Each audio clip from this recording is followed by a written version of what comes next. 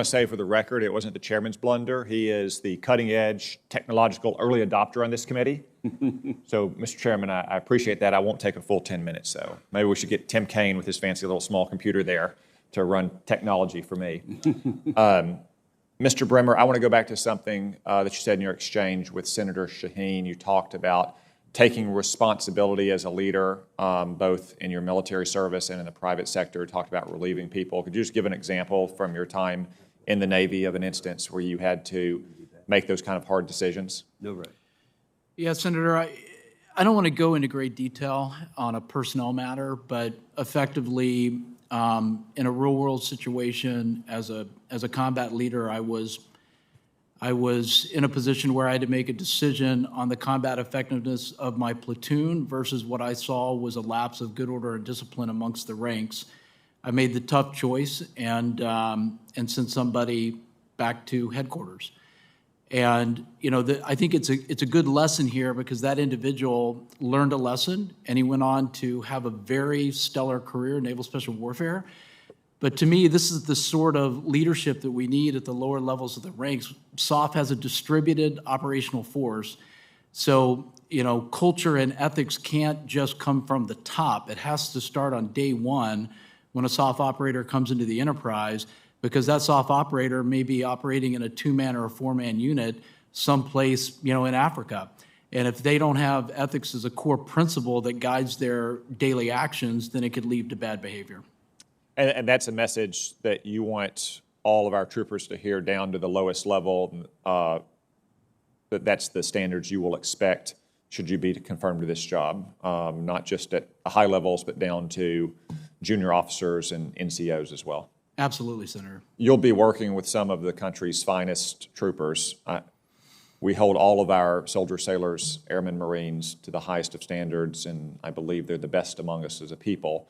But in our special operations forces, we have, I think, an even higher standard. And many of these units' creeds or mottos suggest that those standards apply not just to being mentally alert and physically strong, but morally straight. And is that the message that you want our special operation forces to hear today from you? Yes, it is, Senator. If confirmed, that will be the standard. Thank you. Mr. Polakowski, I want to return to a conversation you were having earlier about the New START treaty, and I just want to punctuate a couple points on that. I believe that treaty has many flaws, but I think 2 of them are fundamental. It only covers about half of Russia's nuclear arsenal, and China is not bound by it. So on the first point, do you believe it's in the interest of the United States and our allies to include all of Russia's nuclear weapons in any kind of extension of the New START treaty, whether you call those weapons tactical or battlefield or low yield or what have you? I do. That would be an objective of any treaty negotiations.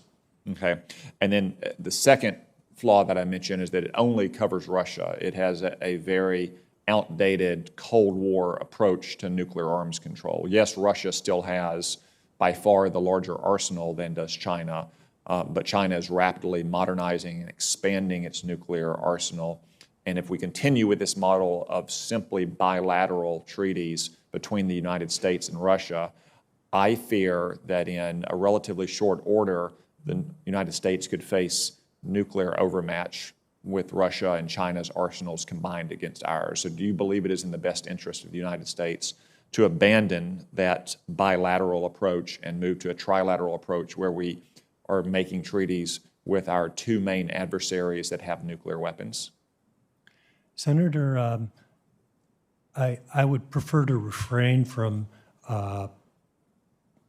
encompassing both together.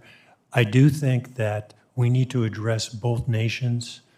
As you mentioned, and as I brought up earlier, the modernization by both nations really concerns me. And China has their own obligations under the Nuclear Non-Proliferation Treaty to negotiate in faith to reduce and hopefully eventually eliminate nuclear weapons. So they do have a legal obligation to come to the table, either bilaterally or multilaterally.